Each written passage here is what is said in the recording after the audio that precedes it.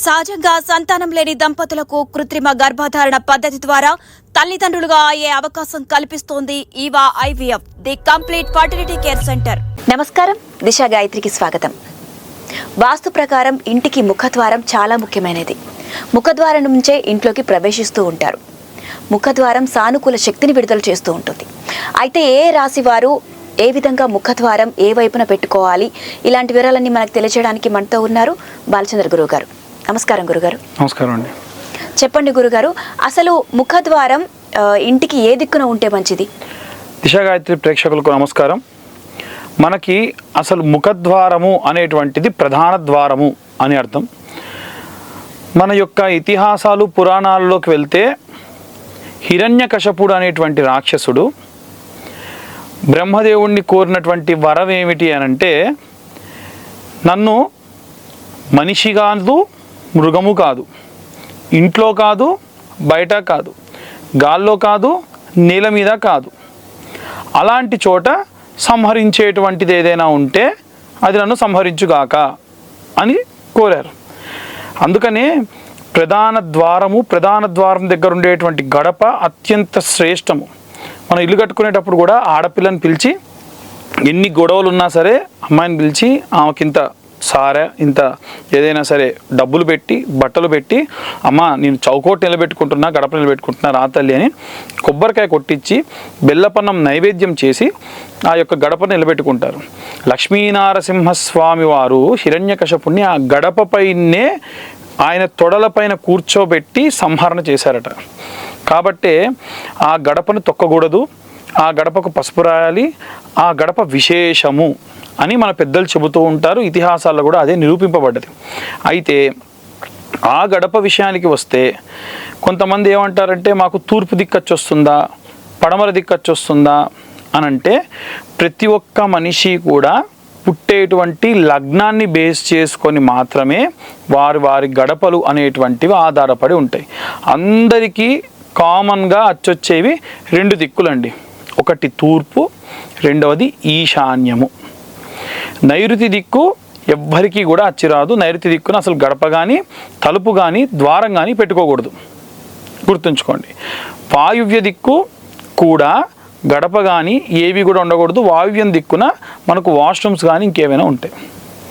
ఇక ఏ రాశి వారికంటే లగ్నం అని చెప్పా కదా, నేను పుట్టినటువంటిది తులారాశి, నా లగ్నము సింహ లగ్నము. అది దక్షిణం వైపు కుండలిలో మనకి దక్షిణం వైపున మనకు ఈ యొక్క సింహ లగ్నం అనేటువంటిది ఉంటుంది. నాకు దక్షిణం దిక్కు అచ్చొస్తుంది.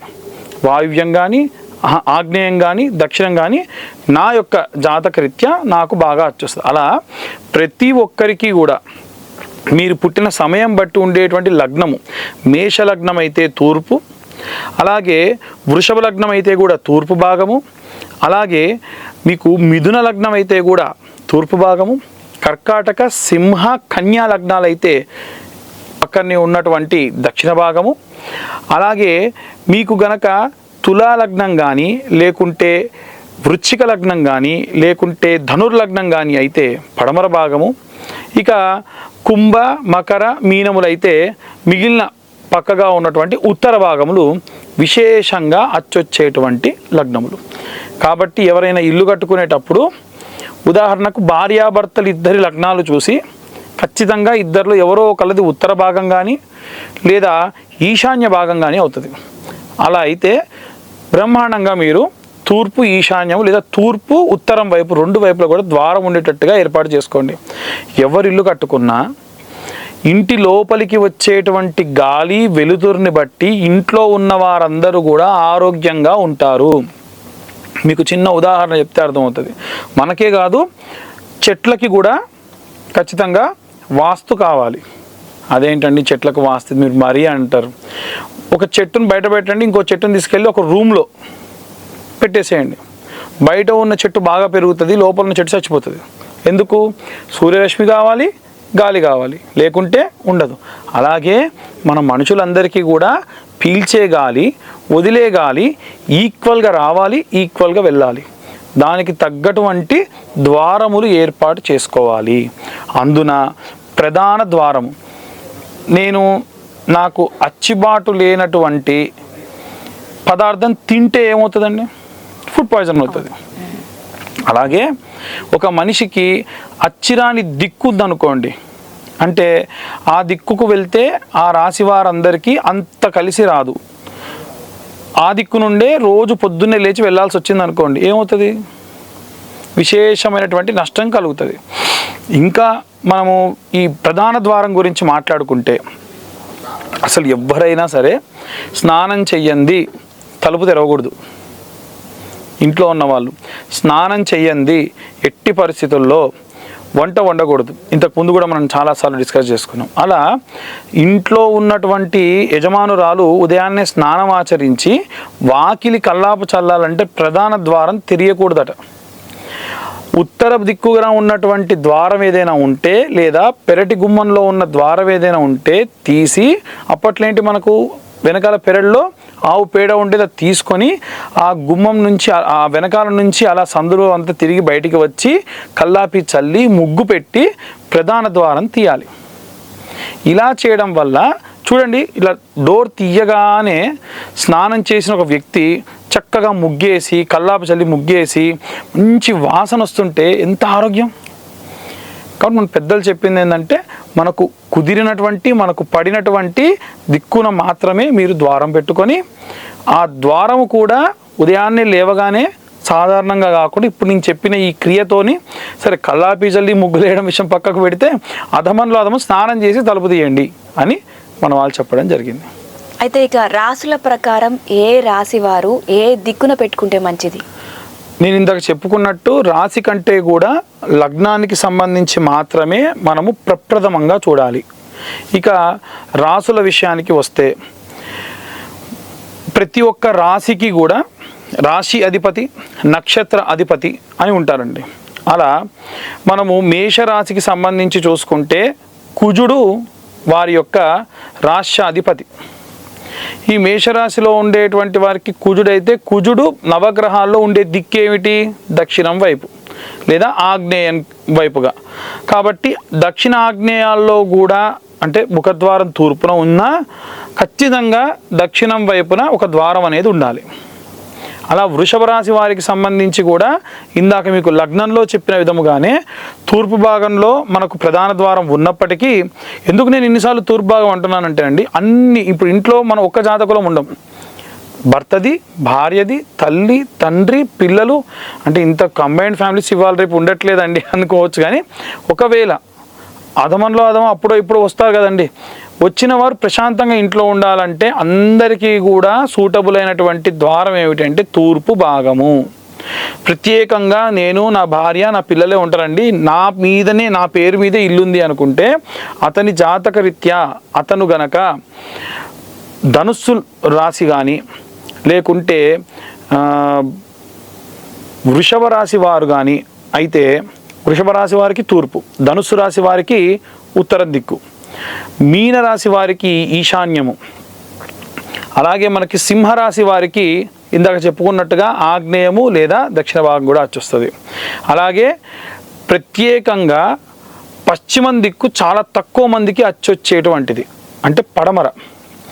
అవి శనితత్వమైనటువంటి శని రాష్ట్రాధిపతిగా ఉన్నటువంటి కుంభ మకర రాశుల వారికి పడమర దిక్కు బాగా వచ్చేస్తుంది.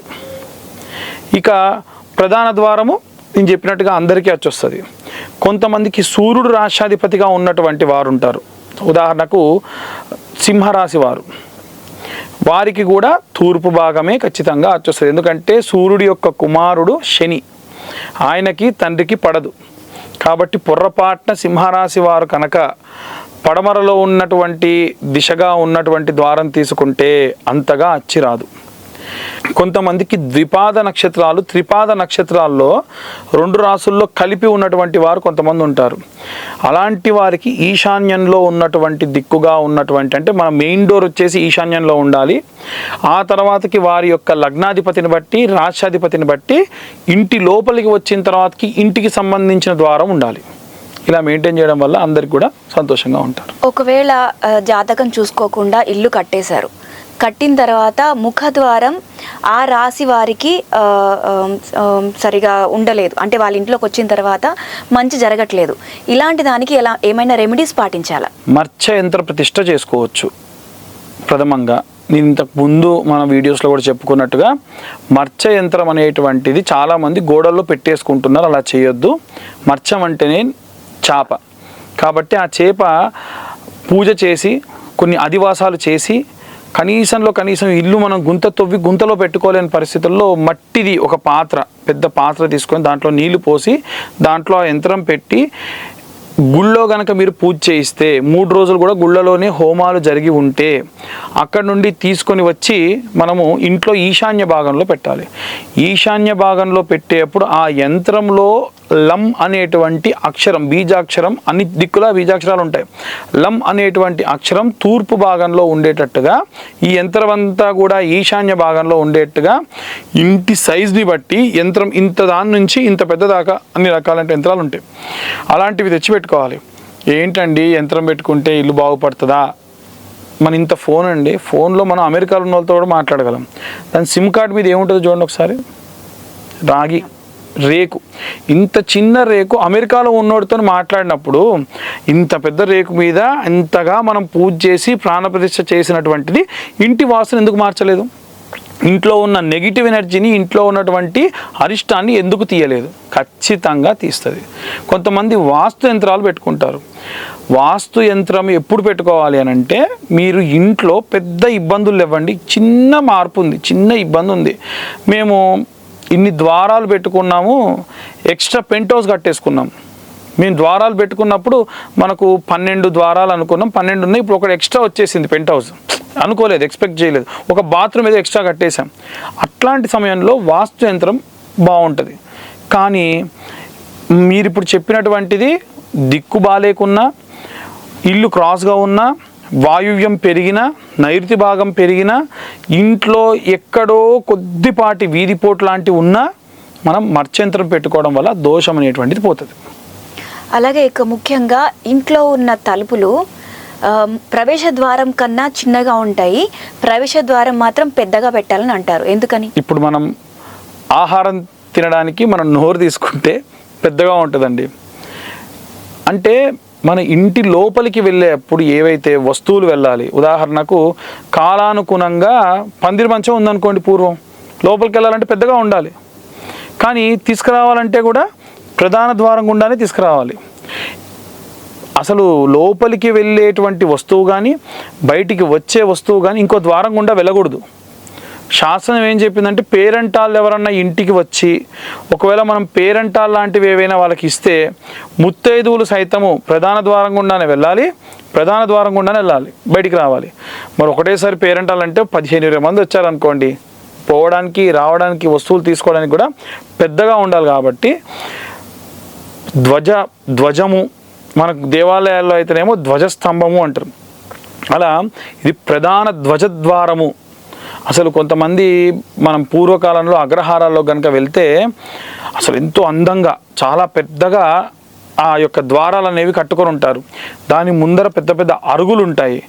ఎందుకు అనంటే ఏ కష్టం వచ్చినా, ఎటువంటి సందర్భాల్లోనైనా, ప్రెగ్నెంట్ లేడీస్ వస్తే, చిన్నపిల్లలు వస్తే ఇరుకుగా రాకూడదు కదా. కానీ అన్ని ఆస్పెక్ట్స్ని కూడా మన పెద్దవాళ్ళు దృష్టిలో పెట్టుకొని వారు ఆ డిజైన్ అనేది అలా చేయడం జరిగింది. అలాగే ఇంటి ముఖద్వారం ముందు ఈ మధ్య కాలంలో చాలామంది రాగి చెంబు పెట్టి నీళ్లు పోసి దాంట్లో పువ్వులు పెట్టి అలంకరిస్తున్నారు. ఇలా అలంకరించడం పద్ధతి మంచిదే అంటారా? మంచిదే అండి. ఇప్పుడు మనము గడప దాటేటప్పుడు ఎప్పుడన్నా మీరు తుమ్మారా? గడప దాటేటప్పుడు ఒక్కోసారి తుమ్ముతాం. అది మన పెద్దలు ఎవరైనా చూసారనుకోండి, ఆ పక్కన ఉన్న చెంబులో ఉన్న నీళ్లు తీసుకొని ఇలా పైకి కొట్టేవాళ్ళు, గుమ్మం మీద చల్లేవారు. ఎందుకు అంటే చెప్పే కదా, గడప అనేటువంటిది తల్లి గర్భంతో సమానం, ప్రధాన గడప. ఎందుకు అంటే ఇప్పుడు చూడండి, హిరణ్యకశిపుడు ఏమడిగాడు? పగలు కాదు రాత్రి కాదు. ఫస్ట్లోనే చెప్పాను మీకు, పగలు కాదు రాత్రి కాదు, అలాగే లోపల కాదు బయట కాదు, భూమి మీద కాదు ఆకాశంలో కాదు. తల్లి గర్భంలో ఉన్న శిశువు పరిస్థితి ఎలా ఉంటుందంటే అలాగే ఉంటుంది. అరే ఇప్పుడు చీకటి ఉందా వెళ్తురుందా అంటే పొద్దున్నో సాయంత్రం తెలియదు. నువ్వు భూమి మీద ఉన్నావు, ఆకాశంలోనో, మధ్యలో ఉన్నాను. అలా కాబట్టి గడపను తల్లి గర్భంతో పోల్చారు మన వాళ్ళు. మన గర్భాలయం, దేవుడి గర్భాలయం ఎంత గొప్పదో మన గడప అంత శ్రేష్టమైనటువంటిది. కాబట్టి ఆ గడపకి ఎటువంటి శౌచము తగలకూడదు. ఇంటికి వచ్చేవాళ్ళు, ఇంటికి వెళ్ళేవాళ్ళు, పనిచేసేవాళ్ళు, ఇవాళ రేపు డెలివరీ బాయ్స్ విపరీతంగా వస్తున్నారు. వచ్చినప్పుడు అతని పాపం వాళ్ళన్నీ పాటించాలని లేదు కదండి. కడుపు కోసం పని చేయాలి కదా. అతగాడికి ఏదైనా శౌచం ఉంది, ఇంట్లో ఎవరో పెద్దలు చనిపోతే 11 రోజులు పక్క కూర్చోలేరు కదా. వాడు వచ్చి డెలివరీలు చేసుకోవాలి, పాపం అందరికి ఇచ్చుకోవాలి. మరి వచ్చి మన గడప దాటి గడప దగ్గర ఇచ్చినప్పుడు ఆ దోషం మనకు వస్తే, కాబట్టి పెద్దవాళ్ళు ఏం చెప్పారంటే రాగి చెంబులో కానీ ఇత్తడి పల్లెంలో కానీ నీళ్లు పోసి పక్కకు పెట్టాలి. రోజులో 2 పూటల, పొద్దున మరియు సాయంత్రం ఇంటి యజమానురాలు ఏం చేయాలంటే పూర్తి గడప కడగకపోయినా దాంట్లో ఉన్న నీళ్ళు ఒక చుక్క చల్లి ఆ నీటిని అలా పెట్టి అలంకరించుకొని శుభ్రంగా ఉంచుకోవాలి. అసలు అయితే రోజు గడప కడిగి పసుపు పెట్టాలి. అందుకే గడపను తయారు చేసేటప్పుడు ప్రత్యేకమైనటువంటి చెక్కలతో చేస్తారు. అది పుచ్చు పట్టకుండా, రోజు కడుగుతారు కదా నీళ్ళలో, పుచ్చు పట్టకుండా నీట్గా. ఇవాళ ఆయిల్ పెయింట్స్ వేసేస్తున్నారు అనమాట అంతా. దానికంటే కూడా శ్రేష్టంగా గడప రాసి, నిజంగా చూడండి, గడప రాసి మంచి బొట్లు పెడితే ఎంత బాగుంటుందో. కానీ అలా చేయకుండా పెయింట్ వేస్తున్నారు. సరే, ఈ చెంబులు పెట్టుకోవడం అనేటువంటిది అత్యంత శ్రేష్టం. పిల్లలు ఎవరన్నా పొరపాటున దాని మీద నిలబడినా, తుమ్మినా, ఏమైనా చేసినా ఇమీడియట్గా నీళ్లు తీసుకొని చల్లండి. రోజు ఆ నీళ్లు మార్చండి. దానివల్ల మంచే తప్ప ఎటువంటి చెడు లేదు. అలాగే మెయిన్ డోర్ ముందు ఈ మధ్యకాలంలో కొంతమంది పక్కకి డస్ట్బిన్లు పెట్టుకోవడము, లేదంటే చెప్పుల స్టాండ్ పెట్టుకోవడం చేస్తున్నారు. ఇలా చేయడం ఎంతవరకు సమంజసం అంటారు? వసతి కొద్దీ, కలియుగం అంతా కూడా వసతి కొద్దీ అమ్మ. మనకు అసలు చెప్పాలంటే ఇంట్లో వాష్రూమ్సే ఉండకూడదు, ఇంటి లోపల వాష్రూమ్ ఉండకూడదు. చెప్పా కదా, 100 అడుగులు వేయాలి. మనిషి ఇంట్లో తింటే వాష్రూమ్కి వెళ్ళాలంటే 100 అడుగులు వేసే దూరంలో ఉండాలి. కానీ వాళ్ళు రేపు కుదరట్లేదు. కానీ మరీ డస్ట్బిన్లు కానీ లేకుంటే చెప్పుల స్టాండ్లు కానీ అసలు పెట్టుకోకండి. చెప్పుల స్టాండ్ లాంటిది ఉంటే మీ మెయిన్ డోర్ ఏదైతే ఉంటుందో ఆ గోడ కాకుండా ఇంకొక పక్కకు పెట్టుకోండి. అలా అని చెప్పి తీసుకెళ్ళి మళ్ళీ ఉత్తరంలో మాకు డస్ట్బిన్ ఉందండి దాని లోపల పెట్టుకోండి, అది కూడా దోషమే. అలా కూడా చేయకండి. ఈ సందులో కాకుండా మరీ గోడకి కాకుండా ఇంకెక్కడైనా కొంచెం దూరంగా, మీ గడప నుంచి కొంచెం దూరంగా ఏదైనా ఒక బాక్స్ లాంటిది పెట్టుకొని దాంట్లో పెట్టుకునే ప్రయత్నం చేయండి. డస్ట్బిన్ విషయానికి వస్తే అసలు డస్ట్బిన్లు ఇంటి మెయిన్ డోర్కి ఆనుకొని ఉండకూడదు, కొంచెం దూరంలో ఉండాలి. ఇంకొక ప్రత్యేకమైనటువంటిది ఏమిటి అనంటే ఆ డస్ట్బిన్ అంతా కూడా శుభ్రంగా కూడా ఉండాలి. ఇలాంటివి పాటించడం వల్ల ఇంటికి లక్ష్మీ కటాక్షం మెండుగా ఉంటుంది. మంచిగా కదమ్మా. ఇప్పుడు ఆ డోర్ దగ్గర ఆనుకునే డస్ట్బిన్ ఉంటే ఈగలు వాలి బ్యాక్టీరియా అంతా ఇంటి లోపలికి వస్తుంది. కాబట్టి ఎట్టి పరిస్థితుల్లో మన పెద్దలు చెప్పినటువంటి నియమ నిబంధనలన్నీ కూడా మన మంచి కోసమే, అవన్నీ పాటించడం మంచిదే. అలాగే మెయిన్ డోర్కి లోపల కానివ్వండి, బయట కానివ్వండి, కొంతమంది జంతువుల బొమ్మలు పెడుతున్నారు. జింకలు కానివ్వండి, పులులు కానివ్వండి, అలాంటివి పెట్టుకోవడం మంచిది అంటారా? పూర్వకాలంలో క్షత్రియులు గడిలల్లో వాటిలల్లో వారు వేటాడినటువంటి జంతువులను తీసుకొని వచ్చి వాటికి ప్రత్యేకమైన రసాయనాలు పూసి మా గొప్ప అని చెప్పి పెట్టుకున్నారు. ఇప్పుడు చూస్తే ఏ గడిలు లేవండి, అన్నీ ధ్వంసం అయిపోయాయి, పునాదులతో సహా వెళ్ళిపోయాయి. అక్కడే మనకు సమాధానం దొరికింది. జంతు కళేబరం అంటే మనం చాలామంది ఇవాళ రేపు పర్సులు వాడుతున్నారు, తోలు పర్సులు. అస్సలు మంచిది కాదు. ఏదైనా రెగ్జిన్ వాడండి. ఏదైనా డబ్బు తీసుకెళ్ళి కళేబరంలో పెడితే అమ్మవారు ఎంత డిస్కంఫర్ట్ ఫీల్ అవుతుంది. మనల్ని తీసుకెళ్ళి ఫ్రోజన్ మీట్స్ మధ్యలో పెట్టి కూర్చోబెట్టారనుకోండి, కంఫర్ట్గా ఉంటామా? అంతే మన ఇంట్లో కూడా అన్నిటికంటే ఒక్కటి మాత్రము పూర్వం నుంచి వస్తున్నటువంటి ఆచారం ఏమిటంటే, ఏదైనా కృష్ణాంజనము అని అంటారండి, జింక, కృష్ణ జింక అంటారు. అది పొరపాటున దాని యొక్క ఆయు ప్రమాణము మొత్తం తీరిన తరువాతకి అది గతిస్తే, ఈ పద్ధతి ప్రకారంగానే గతిస్తే, దాన్ని ఖననం చేసినా సరే దాని తోలు భాగం ఏదైతే ఉంటుందో అది మిగిలితే జపం చేసుకోవడానికి అనువుగా వానప్రస్థ ఆశ్రమము అంటే మన బ్రహ్మచర్యాశ్రమము, తర్వాతకి సంసారాశ్రమం, తర్వాత మధ్యలో సన్యాసాశ్రమానికి ముందు వచ్చేటువంటి వానప్రస్థ ఆశ్రమంలో వేసుకొని కూర్చొని జపం చేసుకోవడానికి వాడుకుంటారు. అంతే తప్ప ఇది వేదంలో చెప్పినటువంటిది దాన్ని ఎన్నో రకాలైనటువంటి టెర్మినాలజీస్ ప్రకారంగా మార్చేసి జంతు కళేబరాలని తీసుకొచ్చి కొమ్ములు పెట్టుకుంటా, దంతాలు పెట్టుకుంటా, మెడలో పులి గోరు వేసుకుంటా, అరిష్టం మంచిది కాదు, అస్సలు మంచిది కాదు. ప్రత్యేకమైన దోషం కూడా దానివల్ల. ఇక అట్లానే మెయిన్ డోర్కి ముందు కానివ్వండి, లేదంటే చుట్టుపక్కల కానివ్వండి, బాత్రూమ్ ఉంటే మంచిదేనా? మనకి తూర్పు భాగంలో కనుక మనం తలుపు పెట్టుకుంటే లేదా ఈశాన్య భాగంలో పెట్టుకుంటే చాలామంది ఇళ్ళలో చూడండి ఎదురుగ్గా మెట్లు ఉంటాయండి. బాగా అబ్జర్వ్ చేయండి, మెట్లు, అది శాస్త్ర ప్రకారంగా మెట్లు ఈ తూర్పు భాగాన్ని బయటికి రాగానే రైట్ సైడ్ మెట్లు ఉండాలి. మెట్ల కింద బాత్రూమ్ ఉండకూడదు, తూర్పు భాగానికి దగ్గర బాత్రూమ్ ఉండకూడదు. ఇది చిన్న చిన్న మేస్త్రీలు కూడా వాళ్ళు రేపు పాటిస్తున్నారు, వాళ్ళకి తెలుసు. ఈ వంటగదికి ఆవల ఆ మెట్లకి అవతల బాత్రూమ్ ఉండాలి, అలాగే చేస్తున్నారు. ఇప్పుడు ఇది మన మెయిన్ డోర్ అనుకోండి, ఇలా ఉందనుకోండి, ఈ భాగంలో అంతా కూడా అంటే 75% వరకు కూడా ఖాళీ ప్లేస్, మెట్లు ఎక్కడానికి ప్లేస్ ఉంచి దాని అవతలనే మనకి బాత్రూమ్స్ అనేవి ఉండాలి. అది శాస్త్రం చెప్పినటువంటి విషయం, అలాగే ఉండాలి. ఎదురుగా కానీ పక్కన కానీ ఉండకూడదు, ఉండవు కూడా ఎక్కడ. ఓకే, అలాగే ఇప్పుడు డోర్స్ కలర్స్ విషయానికి వస్తే ఇంట్లో కూడా అన్ని స్టైలిష్గా ఉండాలని ఒకటే కలర్ వాడుతూ ఉంటారు డోర్స్ అన్నిటికీ. కొన్ని వాటికి బ్లాక్ కలర్స్ కూడా వాడుతూ ఉంటారు, లోపల వాటికి బ్లాక్ కలర్స్ వాడి, అలాగే మెయిన్ డోర్కి కూడా ఈ నలుపు కలర్ని వాడొచ్చా? అస్సలు వాడకూడదు. మనకు సాధారణంగా అమ్మ ఇవాళ రేపు కంటికి సంబంధించి, బ్రెయిన్కి సంబంధించి దాన్ని అంటారండి మైగ్రేన్ ప్రాబ్లం కానీ, లేకుంటే స్పాంటిలైటిస్ లాంటివి కానీ, మన కంటి ద్వారా చూసేటువంటి వాటి వల్ల వచ్చేటువంటిది. పచ్చటి గ్రీన్ కలర్ చూసామనుకోండి, కంటికి కూడా ఆక్సిజన్ మంచిది. అదే thick red, black, thick brown, ఇవన్నీ చూడండి చికాకు, మనిషికి విపరీతమైనటువంటి చికాకు, కోపము ఇవన్నీ కలుగుతాయి. ఎందుకు కోపడుతున్నాడో తెలియదు. అతను పనిచేసేటువంటి, అతను వచ్చేటువంటి, నివసించేటువంటివన్నీ కూడా ప్లెజెంట్గా ఉండాలి. మన వేదంలో కూడా చెప్పబడ్డది, ప్రియంగు కలికాశ్యామం రూపేణ ప్రతిమం బుధం సౌమ్యం సౌమ్య గుణోపేతం తం బుధం ప్రణమామ్యహం అని. ఆయనకి ఇష్టమైనటువంటిది పీతవర్ణం, పీతగంధం, పీతపుష్పం, పీతమాల్య. పీతము అంటే గ్రీన్ కలర్. బృహస్పతి గ్రహానికి చూడండి స్వర్ణవర్ణం, స్వర్ణగంధం, స్వర్ణపుష్పం అంటే బంగారు వర్ణము, బంగారపు పూలు. అదే మనకి శుక్రాచార్యుల వారికి సంబంధించి చూడండి స్ఫటిక వర్ణం, స్ఫటిక గంధం, స్ఫటిక పుష్పం. స్ఫటికం అంటే ట్రాన్స్పరెన్సీ. ఇవన్నీ కూడా వాడాలి. ఇప్పుడు గురువు మనం బాగుండాలంటే గురువు బాగుండాలి. స్వర్ణవర్ణం ఉండాలి అంటే బంగారు వర్ణం అనేటువంటి డోర్ అనేటువంటిది ఉండాలి. బంగారు పూలు ఇంటి ముందు అంటే చామంతి పూలు వికసించాలి. అలాగే ట్రాన్స్పరెన్సీ ఉంటే గ్లాస్ డోర్స్ ఏవైనా ఉండడం మంచిది, బయటికి వాళ్ళు వచ్చేది పోయేది చూడడానికి కావాలి.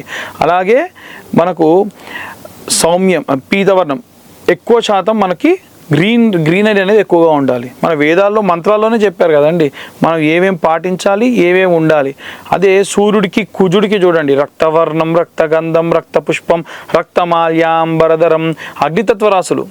ఈ కుజుడు అనేటువంటి వాడు ఆయన సేనాధిపతి అంటారు, అంటే ఎప్పుడు యుద్ధానికి వెళ్దామని. రక్తం దేనికి, ఎరుపు రంగు దేనికంటే యుద్ధం, ఎప్పుడు పోరాటమే అనమాట. అందుకే కమ్యూనిస్ట్ వాళ్ళందరికీ కూడా జెండా అలా ఉంటుంది. అలాగే మనకి శని భగవానుడికి సంబంధించి, రాహువుకు సంబంధించి, కేతువుకు సంబంధించి 3 పాపగ్రహాలు అంటారు. వీటికి సంబంధించి వర్ణాలు చూసుకోండి, నీలవర్ణం, నీలగంధం, నీలపుష్పం. మనకు రాహువుకు వచ్చి ధూమ్రవర్ణం, దుమ్ము అంటే భస్మము, ధూమ్రవర్ణం, కేతువుకు వచ్చేసి చిత్రవర్ణం, చిత్రగంధం, విచిత్రమైన రంగులన్నీ కలిసి ఉంటాయి. వీటన్నిటికి సంబంధించిన డిస్టర్బెన్స్లే వస్తాయి పెట్టుకుంటే. నీలం, అతి నీలము లేదా నలుపు ఉండకూడదు. అలాగే చిత్రవర్ణం, మల్టీ కలర్స్ అన్నీ కూడా ఉంటే కూడా మనకి బ్రెయిన్కి, కంటికి ఇబ్బంది. బూడిద రంగులో ఉండేటువంటివి కూడా దిష్టికి, బూడిద గుమ్మడికాయ దిష్టికి ఉండాలి తప్ప ఇంట్లో ఉండకూడదు. ఇవి బేసిక్గా ఉన్నటువంటి రూల్స్ మన వేదంలో, మన గ్రహాలకు సంబంధించి. కాబట్టి ఎట్టి పరిస్థితుల్లో అట్లా ఉండకూడదు.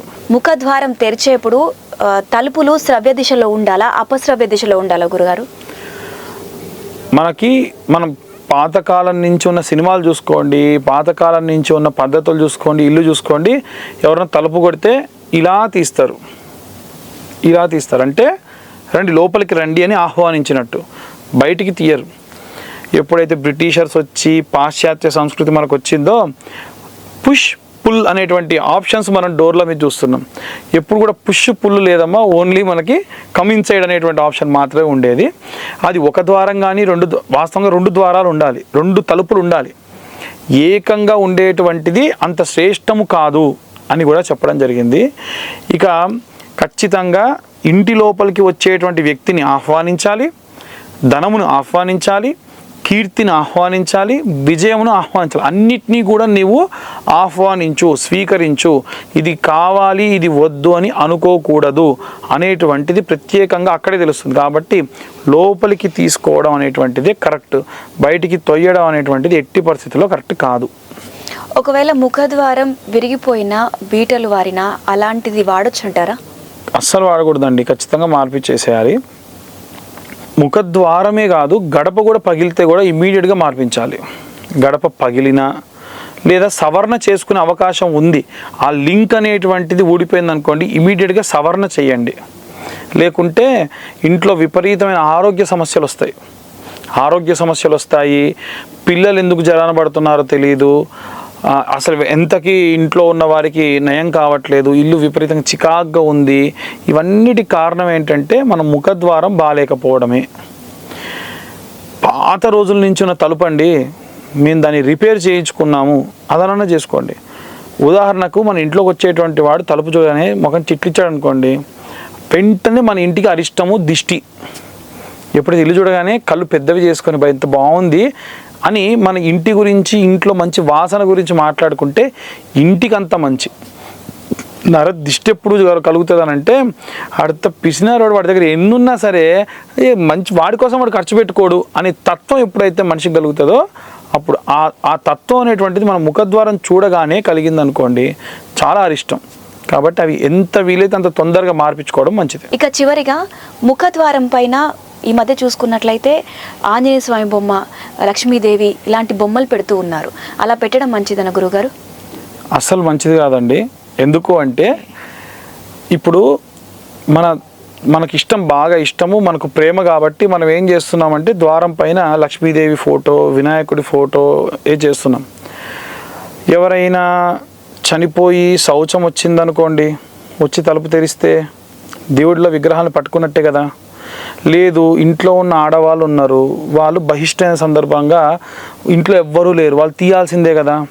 కాబట్టి అందుకని నీళ్ళు కూడా మనకి ఎందుకు పక్కన పెట్టాలి కూడా చెప్పింది. అందుకని వాళ్ళు తలుపు తీయవలసి వస్తే ఎటువంటి దోష భూయిష్టము కూడా అవ్వకూడదు. కాబట్టి దేవుళ్లకు సంబంధించినటువంటివి ఏవి కూడా ఆ తలుపు పైన, ద్వారం పైన ఉండకపోవడమే ఉత్తమం.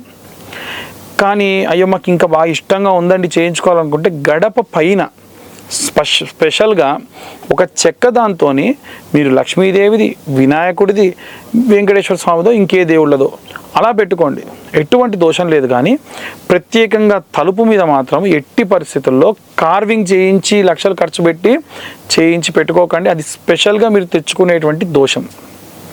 అంటే గడప పైన ఉండొచ్చు కానీ డోర్లకు మాత్రం ఉండకూడదు. ఓకే, వాస్తులో ముఖ్యమైన అంశం ముఖద్వారం గురించి తెలియజేశారు గురుగారు. నమస్కారం. ధన్యవాదాలండి.